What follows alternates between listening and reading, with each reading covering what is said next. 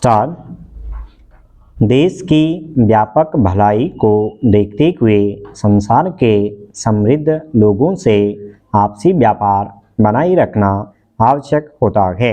आज दुनिया का कोई भी समृद्ध देश इतना सक्षम नहीं है कि वह निजी आवश्यकता की सभी वस्तुएं स्वयं ही पैदा कर लें। संसार के अनेक व्यवसायी उद्योग व व्यापार के क्षेत्र में उल्लेखनीय ख्याति प्राप्त कर चुके हैं। उन्होंने लघु उद्योग के क्षेत्र में भी विशिष्ट एवं अमूल्य योग दिया है। हमारे कृषक भी दुनिया में हमारा एक उल्लेखनीय स्थान रखते हैं। इनके अलावा हमारे शिक्षा शास्त्री और स्वाध्याय में आस्था रखने वाले पुरुष संसार में घूम करके दुनिया के अनेक देशों में ख्याति प्राप्त कर चुके हैं और उनके अनेकों शिष्य अथवा चेले प्रचार में व्यस्त हैं। उसी तरह से व्यापारी लोग भी निजी व्यापार को व्यापक पैमाने पर बढ़ाने के लिए अथक सहयोग देते हैं। हमारा शासन हर वर्ष पूरे देश के वित्तीय कारोबार का लेखा जोखा एवं सारी प्रशासन का आय व्ययक तैयार करते हैं। इसके अनुसार ही पूरे देश के खर्चे किए जाते हैं। विकसित देश विकासशील देशों को अल्प तथा दीर्घकालिक कर्ज देते हैं ताकि वे विकास कर सकें। संयुक्त राष्ट्र का उद्देश्य इस दिशा में सफल सिद्ध हुआ है। हमारे देश के नेताओं का भी ख्याल यही है कि हम घरेलू व्यापार में तभी सफल हो सकते हैं जब हम इस दिशा में व्यापक पग उठाएं।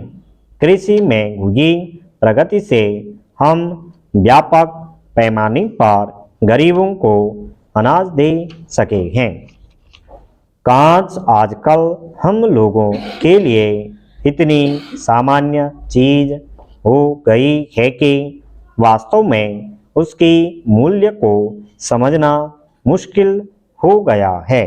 विद्युत प्रकाश के सार्वजनिक प्रचार व प्रसार का श्रेय कांच को ही जाता है।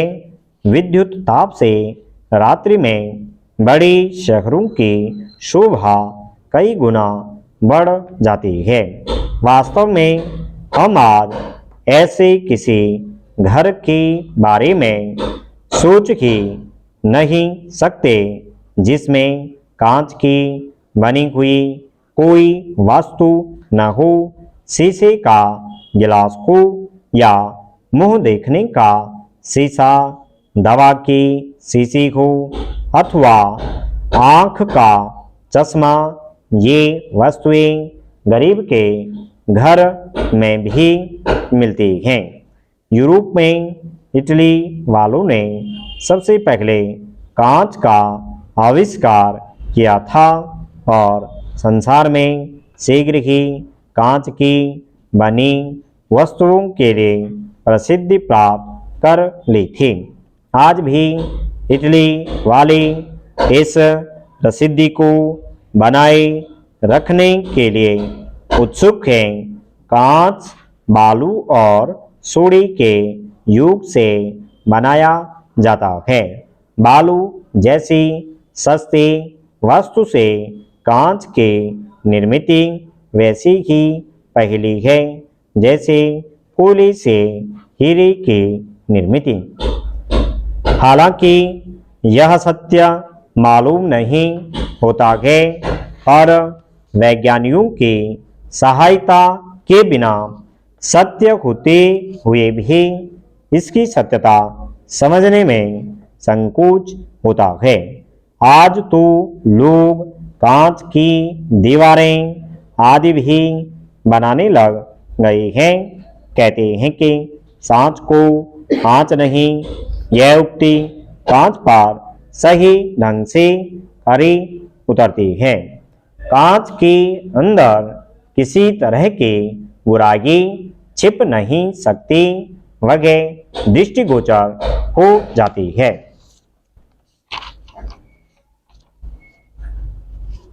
आरंभ से ही राजा भुज की बुद्धि बड़ी प्रखर थी।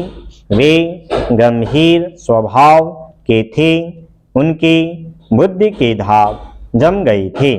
एक बार उनके पिता विक्रम के दरबार में उसके पड़ोसी राजा ने 3 मूर्तियां भिजवाई और उनसे निवेदन किया कि वे एक मूर्ति अपने पास रख लें और बाकी दोनों मूर्तियां वापस कर दें। विक्रम को जब उन तीनों मूर्तियों का फर्क समझ नहीं आया तो उन्होंने राजकुमार भोज से उसका राज जानना चाहा। राजकुमार भोज ने उसी रात्रि में ही उनका राज मालूम कर लिया। उन्होंने बाकी दोनों मूर्तियां लौटा दी और एक मूर्ति अपने पास रख ली। उन्होंने अपना दृष्टिकोण एक सम्मेलन में रखने का आश्वासन दिया। दूसरे दिन जब सम्मेलन आरंभ हुआ तो उन्होंने अपना दृष्टिकोण सभासदों के सामने रखा। सभासदों को उनके बयान पर पूर्ण भरोसा नहीं हुआ, अतः उन्होंने अपना पक्ष सिद्ध करने के लिए उस मूर्ति के कान में एक लकड़ी डाली तो वह बाहर निकल गई। उन्होंने अपना तर्क देते हुए कहा कि हमें ऐसे लोगों से सावधान रहना चाहिए जो किसी चीज को अपने अंदर नहीं रख सकते हैं और बाहर निकाल देते हैं। ऐसे लोगों पर भरोसा नहीं करना चाहिए जो लोग किसी चीज को जानने पर भी अपने मन में रख लेते हैं, दूसरों को नहीं बताते हैं। ऐसे लोगों को अपनाना चाहिए। उनके तर्क ने लोगों को आश्चर्य में डाल दिया और सभी लोग स्तब्ध रह गए। बच्चों को बचपन से ही कुछ न कुछ शिक्षा मिलने लगती है। इतिहास में ऐसे अनेकों उदाहरण मिलते हैं। अभिमन्यु को भी माँ के गर्भ से शिक्षा मिली थी, लेकिन समय के हेर फेर के कारण आज हमारे बच्चों को घर में उस तरह की शिक्षा नहीं मिलती है। हमें उनकी शिक्षा के लिए शिक्षा संस्थानों पर निर्भर रखना पड़ता है। हमारे देश की प्राचीन प्रथा के अनुसार पहले विद्यालयों और विश्वविद्यालयों की आवश्यकता नहीं होती थी। बच्चों की मानसिक प्रगति को ध्यान में रखते हुए शिक्षा काम के द्वारा मिलती थी। यह शिक्षा बच्चों को घरों में ही मिल जाया करती थी और अधिक उच्च शिक्षा प्राप्त करने के लिए लोग ऋषियों और मनीषियों के आश्रमों में जाया करते थे। ऋषि आश्रमों में सब तरह की शिक्षा का अध्ययन होता था, यहाँ तक कि धनुष बाण चलाने की शिक्षा भी मिलती थी। राम ने इस कला में वही प्रवीणता प्राप्त की थी। हम देखते हैं कि कौरवों को भी धनुष बाण की शिक्षा द्रोणाचार्य ने दी थी, लेकिन आज ऐसी संस्थाओं की आवश्यकता है जो बच्चों को संस्कृति का भान कराते हुए आज की आधुनिक शिक्षा का भी पान कराएं।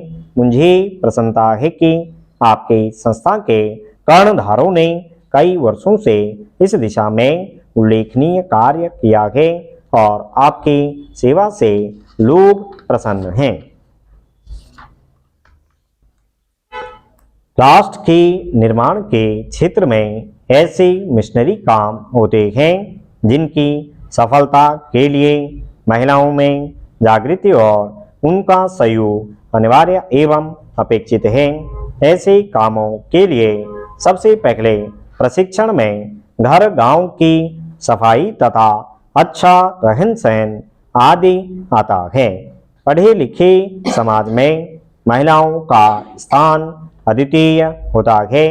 शिक्षण के बारे में जब तक महिलाओं में पूरा आकर्षण और उत्साह नहीं होगा, ग्रामीण जीवन स्तर सुधारने का कोई भी प्रशिक्षण सफल नहीं हो सकता। यदि हम उनके खान पान या पोषण के बारे में भी कह सकते हैं। अतः शैक्षणिक कार्यों को देश की सर्वांगीण भलाई के लिए उद्देश्यपूर्ण बनाया जाना चाहिए। इसका उद्देश्य ग्रामीण लोगों को आरक्षण के लिए कार्य करना है। ग्रामीण महिला संघ एक ऐसी ही संस्था है समाज के किसी भी वर्ग की संपन्नता को बढ़ाने के लिए और महिलाओं में जागृति उत्पन्न करने और राष्ट्र के निर्माण के काम में उनका सहयोग प्राप्त करने के लिए इस संस्था ने भरसक चेष्टा की है। जब तक हमारा कार्य क्षेत्र और हमारा प्रयोजन देहातों को शोषण से बचाना ही नहीं होगा, तब तक ग्रामीण महिलाओं का पूरा सहयोग भी प्राप्त करना मुश्किल हो जाएगा और वे पिछड़ जाएंगे। इसी उद्देश्य को ध्यान में रखते हुए लोगों का जीवन स्तर ऊंचा उठाने और निकट भविष्य में उन्हें प्रशिक्षण देने व संरक्षण देने हेतु श्रम मंत्रालय ने अपने निरीक्षकों को प्रशिक्षण संस्थाओं का सर्वेक्षण कार्य भी सौंपा है। संसार के विभिन्न देशों में एक तरह के नहीं वरन कई तरह के शासन विधियां विद्यमान हैं। विभिन्न लोगों के अपनी अलग भाषाएं एवं अपनी संस्कृतियां होती हैं। इसलिए यह कहना मुमकिन नहीं है कि किसी एक वर्ग की भाषा या संस्कृति दूसरों से महान है। हरेक देश के निवासी अपनी आवश्यकताओं के अनुसार अपनी एक परंपरा एवं भाषा से जुड़ी रहते हैं, जो कि दीर्घकालीन परंपराओं एवं परिवर्तनों के दौर से गुजरती हैं और समय के अनुसार उनमें आवश्यक परिवर्तन भी होते रहते हैं। समय के अनुसार हर इंसान को चलना चाहिए और उसके अनुकूल आचरण भी करना चाहिए, तभी समाज का एक ढांचा बना के रखा जा सकता है।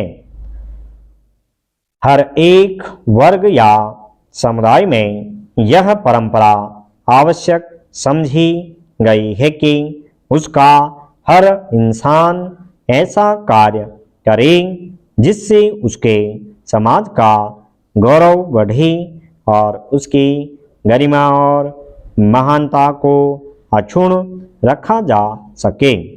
विरोधी विचारों या दलों की भी भूमिका समाज में या देश में आवश्यक मानी गई है, जो कि हर काम में आलोचना करना अपना लक्ष्य समझते हैं, लेकिन यह विरोधी भावना या गुट यदि समाज को सही रास्ते पर रखने के लिए कार्य करें तो इससे समाज आगे बढ़ता है और उसका हर काम देशवासियों की सच्ची सेवा करने के लिए किया जाता है।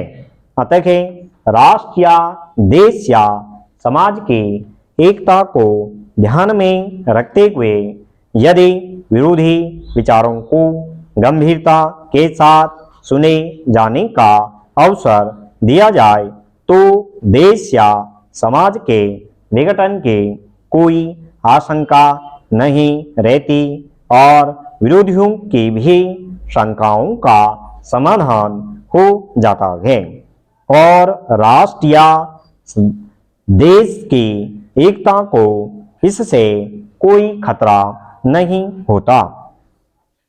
प्रायः हर एक देश में एक विशेष आकर्षण होता है जो वहाँ के दर्शन या दर्शनीय स्थलों का अवलंबन होता है।